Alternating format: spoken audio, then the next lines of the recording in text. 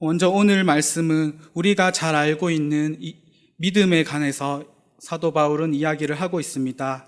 그 이유를 오늘 말씀 가운데 함께 찾아보겠습니다.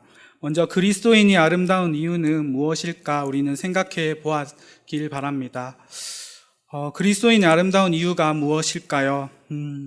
사실상 우리도 세상 사람들과 별반 다르지 않습니다. 세상 사람들과 별반 다르지 않는 모습으로 때로는 나를 위해서 화를 내기도 하고 또 내 생각과 다름에 대해서 또 나와 다름을 책망하고 굴복시키려 하기까지 합니다. 우리는 이것을 먼저 기억해야 할 것입니다. 우리가 예수 그리스도 안에 속한 삶을 살아갈 때 그 은혜와 하나님의 의로 말미암아 거룩하고 아름다운 그리스도인이 된다는 것입니다. 앞에서 시작에 말씀을 드렸던 것과 다르게 우리가 우리 스스로 의로워질 수 없으며 우리 스스로 거룩해질 수 없다라는 것을 기억할 때 우리가 그리스도인으로서 아름다운 삶과 또 사람들에게 인정받는 그 삶을 살아가게 될 수 있는 것입니다. 따라서 그리스도께 속한 삶을 살아갈 때 우리가 아름답다라는 것을 기억하며 다시 오늘 말씀 가운데 함께 나아가겠습니다. 우리는 그리스도인이라 칭하며 살아갑니다. 그러나 주님의 은혜가 아닌 내 능력으로 살아가거나 또 하나님의 의가 아닌 내 지식과 경험으로 살아갈 때가 많이 있었습니다. 그리스도인이라고 하면서 세상 사람들과 별반 다르지 않는 그 모습을 통해서 세상 사람들은 오히려 우리를 책망하기까지 합니다. 그들은 우리를 아름답게 여기지 않을지도 모릅니다. 성경에서 바리새인들은 하나님의 율법을 철저하게 지켰던 사람입니다. 그리고 하나님의 율법을 철저하게 행했던 사람입니다. 그러나 대중들은 그들에게 가까이 가지 않았습니다. 오히려 두려워하였습니다. 왜냐하면 그들은 자신의 의를 나타내기 위하여 하나님의 말씀을 율법을 지켰으며 오히려 이스라엘 백성들을 책망하기까지 하였기 때문입니다. 결과적으로 바리새인을 통하여서 백성들이 하나님께 나아가는 것이 아니라 하나님과의 관계가 더 멀어지게 만들었습니다. 백성들은 그들이 말하는 그 율법에 대한 노력과 헌신을 하지 않았습니다. 아니, 정확하게는 하지 못했습니다. 왜냐하면 바리새인을 통하여서 그 감당할 수 없는 죄의 무게 때문에 짓눌려서 하나님께 나아오는 것조차 힘들고 숨이 막혔기 때문입니다. 우리를 죄에서 사신 예수님께서는 이 땅에 오심으로 인간 스스로가 감당할 수 없는 그 죄를 감당하셨습니다. 하나님은 자신의 아들이신 독생자 예수 그리스도를 통하여서 우리의 죄를 짊어지게 하셨고 십자가에 죽게 하셨습니다. 세상 사람들은 우리가 생각할 때에 기독교인은 안 된다만 말을 하고 또 뒤에서는 자신이 할 짓을 다 하고 또 못할 짓까지 다 한다라고 생각을 합니다. 그들이 바라보는 우리의 모습은 결코 아름다울 수 없는 것이지요. 서로 사랑하라 하라면서 사랑하지 못하였고 형제와 이웃을 책망하지 말라고 하면서 오히려 자신이 먼저 앞장서서 책망하는 모습을 보여줬기 때문입니다. 오늘 본문에서 22절에 해당하는 말씀을 사도 바울이 말하기를 율법을 지키는 것으로 하나님 앞에 의롭다 인정받는 사람은 없다고 말합니다. 왜냐하면 율법은 우리가 죄인이란 사실을 알게 해주기 때문입니다. 우리는 율법으로 의로워질 수 없습니다. 그리스도께서 복음의 은혜와 사랑으로 의롭다 하심을 받은 것처럼 우리가 그 그리스도를 믿음으로써 온전히 그 사랑 안에 의롭게 되는 것입니다. 쉽게 말해서 우리가 율법을 지켜야 은혜를 받는 것이 아니라 모든 말씀에 이루어진 그 성경을 통해서 성령의 인도하심을 통해서 예수 그리스도의 은혜를 체험해야만 하나님께서 또 우리를 의롭게 세워주시는 것입니다. 성경은 예수 그리스도를 알기 위한 하나님의 말씀입니다. 이것을 지키고 안 지키고를 떠나서 우리가 믿고 안 믿고가 더 중요한 것입니다. 우리가 그렇다고 해서 제가 행함을 무시하고 행함을 깔보고 또 행함이 중요하지 않다라고 하는 것은 아닙니다. 그러나 오늘 말씀 가운데서 믿음과 행함은 결코 결부될 수 없다라는 것을 말하는 것입니다. 믿음 속에 행함이 있고 행함 속에 믿음이 있습니다. 이것을 기억하고 우리는 예수 그리스도를 알기 위해서 언제나 주님을 찾고 또 우리의 모든 것을 내려놓고 따라가야 하는 것입니다. 스스로를 망각하며 스스로를 책망하고 또 내 이웃을 정죄해서는 안 됩니다. 오늘 말씀 가운데서 그리스도의 죽음과 부활의 사건이 우리에게 가져온 결과가 구원이라고 할 때 사도 바울은 구원을 표현하기 위하여서 칭의라는 말을 자주 사용하고 있습니다. 칭의는 바울의 핵심적인 신앙적 가치가 있습니다. 왜 바울에게 핵심적인 신앙의 가치가 있냐 하면 바울이 다메섹 사건을 통하여서 예수 그리스도를 만남으로 구원을 받게 되었습니다. 이것은 전적으로 하나님께서 하나님의 은혜와 하나님의 의로 이루어진 사건이기 때문입니다. 오히려 유대인을 박해하였고 박해하는 데 헌신하였던 바울이었기에 예수님을 만나는 것은 어렵고 힘든 일이었습니다. 그러나 예수님께서 먼저 찾아오셨습니다. 예수님께서 찾아오셔서 오히려 그를 용서하여 주시고 그가 나아가야 할 길을 알려주셨습니다. 모든 사람이 죄를 범하여 하나님의 영광에 이르지 못하였습니다. 그것은 율법을 철저하게 지켜도 가능하지 않았고 결국 인간의 의로 불가능하다는 것입니다. 그러나 하나님의 의로 또 하나님의 고유한 성품과 그 행위로 의롭게 되었습니다. 그렇기 때문에 전적으로 하나님의 은혜를 우리는 값없이 우리를 의롭게 하신 그 은혜를 기억해야 할 것입니다. 이것이 바로 사도 바울이 말하는 칭의, 곧 우리가 말하는 이신칭의라고 합니다. 그러나 우리는 이러한 은혜를 받았습니다. 이것을 알고 있습니다. 그럼에도 우리는 율법에 매여서 서로를 책망하고 율법을 지키지 못함에 대하여서 정죄를 서슴없이 하게 되었습니다. 왜 율법에 매여서 있는 것일까요? 그것은 아직 우리 가운데 하나님의 의가 아니라 나 자신의 우리의 의가 남아 있다라는 것이기 때문입니다. 아무리 노력해도 헌신해도 그리스도의 죽음으로 구원받은 하나님의 은혜를 깨닫지 못한다면 우리는 스스로 그리스도인이라 칭하여도 그것은 거짓이고 또 내 삶 가운데 결국 내 의가 드러나게 되는 것입니다. 우리의 모든 죄가 사함을 받은 것은 하나님의 은혜입니다. 우리가 값없이 속량한 것은 아무 대가 없이 일어난 것이 아닙니다. 우리가 생각했을 때는 오늘 말씀 가운데서 우리는 값없이 그 은혜를 얻었다라고 하고 있습니다. 하지만 그것은 우리의 입장이고 결국에는 예수께서 그 값을 대신 지불하셨다는 것입니다. 예수님께서 나 자신을 위해서 내가 지은 죄를 위해서 십자가에 못 박히시고 피를 흘리셔야만 했습니다. 그 피로 말미암아 우리는 구원받았습니다. 죄를 지은 것은 우리인데 그 대가는 하나님께서 치르셨습니다. 이것을 우리가 안다면 우리 스스로가 의롭다라는 것을 주장할 수 없을 것입니다. 그러나 그러한 우리를 하나님께서 의롭다 칭해 주셨습니다.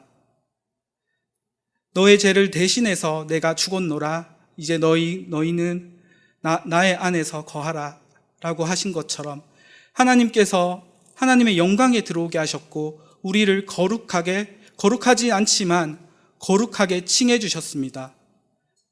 의롭지 않지만 우리를 의롭다고 하셨습니다. 그렇기 때문에 우리가 예수 그리스도를 믿는 것으로 의로워지는 것입니다. 이제 진짜 예수님을 만나고 내 안에 성령님을 만나게 되면 의롭다 칭해질 뿐만 아니라 앞으로의 삶도 하나님께서 거룩하게 세우신 가운데 결국 우리는 의로운 자로서 세워지는 것입니다. 우리가 이 사실을 알면 어찌 감사하지 않을 수 있겠습니까? 어찌 내 의를 세워서 내 형제를 탄압할 수 있겠습니까? 우리가 해야 할 일은 나를 자랑하는 것이 아니라 예수 그리스도를 믿는 것입니다.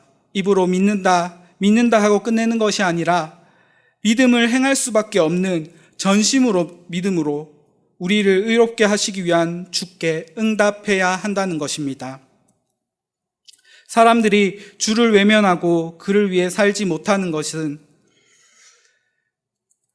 하나님의 은혜와 감사를 모르거나 또 은혜와 감사가 눈에 흐려졌기 때문입니다. 그런데 우리는 그러한 사람들을 향하여서 너는 왜 하나님을 위해 힘쓰지 않느냐? 너는 왜 헌신하지 않느냐? 책망하고 맙니다. 그들이 볼 수 없기 때문이고 또 보지 못하게 흐려졌을 뿐인데 오히려 우리는 그의 행동과 행함을 책망하기까지 합니다. 그런다고 그 사람이 과연 깨달을 수 있을까요? 만약 깨달았다면 예수님은 이 땅에 오시지 않으셨을 것입니다. 우리는 하나님의 은혜를 기억하고 감사의 마음을 회복하는 데 힘을 써야 할 것입니다. 그리고 내 이웃을 향하여서도 내가 가르치고 또 그를 지시하는 대로 인도하는 것이 아니라 하나님의 인도에 맡겨서 하나님의 은혜를 나타내고 또 하나님의 감사를 돌릴 수 있도록 영광을 돌릴 수 있도록 그것을 우리는 믿고 행해야 하는 것입니다. 내 안에 성령이 인도하심으로 또 우리에게 함께 하여 주실 것입니다. 그때 우리는 위로자가 될 것이고 또 내 이웃을 위해서 또 내가 체험한 하나님의 은혜를 체험하게 하는 것입니다. 오직 성령의 은혜로 말미암아 또 하나님의 은혜로 말미암아 그렇게 서로를 사랑하며 위로하며 또 하나님께 인도하는 그러한 믿음의 사람이 되길 간절히 소망합니다. 따라서 우리는 바리새인과 같이 책망하거나 죄의 무게에 눌려 질식시키는 사람이 아니라 상대방을 사랑하고 용서하고 이해함으로 함께 동행하여 깨닫게 하는 사람이 되어야 할 것입니다. 결국 스스로 그 멍에를 짊어지고 예수 그리스도를 따르게 하는 사람이 되어야 하는 것입니다. 우리를 통해서 죄에 짓눌리는 것이 아니라 우리를 만남으로써 나라는 사람을 만남으로써 나도 저 사람처럼 예수 그리스도를 따를 수 있겠구나. 하나님의 은혜가 나에게도 족하구나. 그렇게 따라가고 인도하는 그러한 그리스도인이 되기를 간절히 소망합니다. 예수님은 우리가 옳든지 부족하든지 부하든지 가난하든지 능력이 있든지 없든지 구분하지 않으셨습니다. 우리 모두를 살리시기 위하여 십자가를 지셨습니다. 그리고 그곳에서 피를 흘리고 우리를 위해 우리의 죄를 사하게 하셨습니다. 그렇게 값없이 주신 사랑, 우리는 교회와 교회를 위하여서 또 교회에 헌신하라고 강요하고 노력해라, 정신 차려라 라는 식으로 강요를 합니다. 물론 때에 따라서는 당연히 필요한 말씀입니다. 우리에게 맡기신 자리를 감당할 때 하나님은 은혜를 더하십니다. 하지만 그 사람이 아직까지 하나님을 만날 준비가 되지 않았고 또 어둠 속에서 주님을 바라보지 못하고 있을 때에는 그것이 오히려 반복적인 강요화되고 또 결국에는 가스라이팅적인 신앙으로 본질을 실축하게 될 것입니다. 그리고 스스로가 죄인처럼 느껴지고 그 무거운 짐을 지지 못하고 무너지고 또 교회와 하나님을 하나님을 외면하게 될 것입니다. 영상을 한 개 준비하였습니다. 가스라이팅에 대한 영상인데요. 이처럼 아무리 올바른 말을 하여도 집착과 반복적인 말은 결국 상대방을 죄인으로 그리고 판단마저 흐리게 한다는 것을 알게 됩니다. 특히 주목해야 할 점은 집착이라는 것입니다. 아무리 사랑이라도 또 아무리 좋은 하나님의 말씀을 들고 간다라고 하여도 상대방이 준비되어 있지 아니하고 또 원하지 않는 상황에서는 그것이 집착이 되고 그 상대방에게는 오히려 무거운 짐이 된다라는 것이죠. 그렇다면 그러면 전도를 하지 말라, 복음을 전하지 말라? 그러한 것이 아닙니다. 상대의 입장에 맞게 그것을 찾아내야 하고 그것을 강구하는 것이 우리의 몫입니다.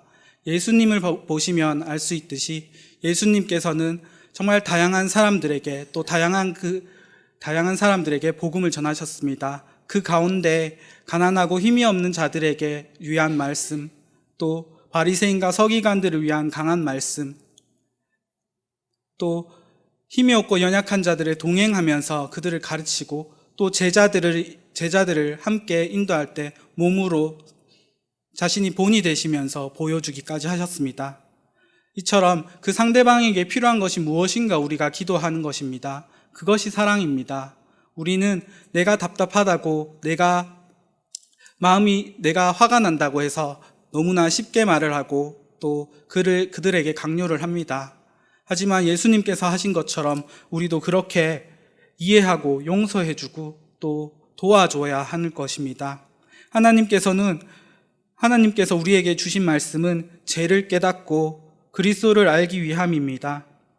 우리는 세상을 비판하고 형제를 정죄하는 것이 아니라 상대의 방으로 하여금 값없이 주신 은혜에 대해서 알게 하는 것입니다. 하나님께서 우리에게 주신 그 값없이 주신 그 은혜를 우리는 더 이상 지불하지 않아도 됩니다. 그러나 상대에게 우리는 그 값을 지불하라고 이야기를 합니다. 그에게 하나님께서 합당한 은혜를 내려주셨음을 알게 하는 것이 우리가 꼭 반드시 해야 할 하나님의 의로서 온전히 바로 선자로서 나아가야 할 길일 것입니다.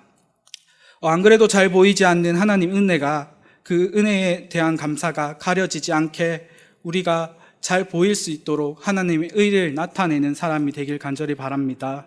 하나님의 영광을 가리는 행위는 우리는 하나님의 영광을 가리지 않기 위해서 누구보다도 헌신하고 노력해야 할 것입니다. 우리가 하나님을 볼 수 있는 상황이고 상대방이 보지 못한다면 우리를 통하여서 또 우리 안에 계신 성령을 통하여서 하나님을 보게 될 것입니다. 그 은혜를 보게 될 것입니다. 그 의를 바라보게 될 것입니다. 그러므로 인내하며 진정한 사랑으로 기도하며 함께 동력하는 우리 모든 성도님들 되길 간절히 소망합니다. 마태복음 19장에서 재물이 많은 한 청년이 하나님께 나와 말했습니다. 선생님, 내가 영원한 생명을 얻으려면 무슨 선한 일을 해야 합니까? 라고 물었습니다. 예수님께서는 청년에게 이르시기를 어찌하여 너는 나에게 선한 일을 묻냐? 선한 분은 한 분이다. 내가 생명에 들어가기를 원한다면 계명을 지켜라 하였습니다. 또 한 번의 질문이 오가는 사이에 청년은 다시 질문하였습니다. 나는 이 모든 계명을 다 지켰습니다. 아직도 무엇이 부족합니까? 라고 묻자 예수님께서는 이렇게 말씀하셨습니다. 내가 완전한 사람이 되려고 한다면 가서 내 소유를 팔아서 가난한 사람들에게 주어라. 그리하면 내가 하늘에서 보화를 차지하게 될 것이다. 그리고 와서 나를 따르라 라고 하였습니다. 예수님은 부족함이 무엇이냐 묻는 청년에게 가지고 있는 것을 팔고 이웃을 위해 베풀고 또 자신을 따라오라고 말씀하셨습니다. 우리도 이웃을 위해서 내 모든 것을 언제든지 내려놓을 수 있고 줄 수 있는 것이 진정한 사랑입니다. 그 사랑 가운데 예수님을 따르고 또 예수님과 함께 낮아지는 그 길을 찾아야 할 것입니다. 이것이 기독교의 본질이고 우리가 이루어야 할 일입니다. 야고보서 1장 9절에서 11절 말씀입니다. 함께 보시겠습니다. 야고보서 1장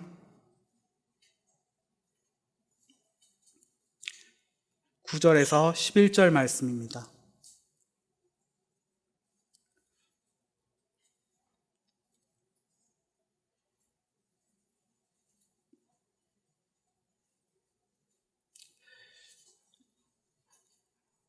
제가 읽어드리겠습니다. 낮은 형제는 자기의 높음을 자랑하고 부한 자는 자기의 낮아짐을 자랑할지니 이는 그가 풀의 꽃과 같이 지나감이라. 해가 돋고 뜨거운 바람이 불어 풀을 말리면 꽃이 떨어져 그 모양의 아름다움이 없어지나니 부한 자도 그 행한 일에 이와 같이 세잔하리라. 이 말씀이 얼마나 기독교적이고 기독교의 본질적인 말씀인지 모릅니다. 우리는 죄인으로서 죽을 수밖에 없는 자입니다. 스스로 높아지려 하였기 때문에 그러하였습니다. 그러나 예수님께서는 스스로 낮아지시고 우리를 위해서 십자가의 길을 걸으셨습니다. 그러므로 낮아짐으로 우리는 높아지게 된 것입니다.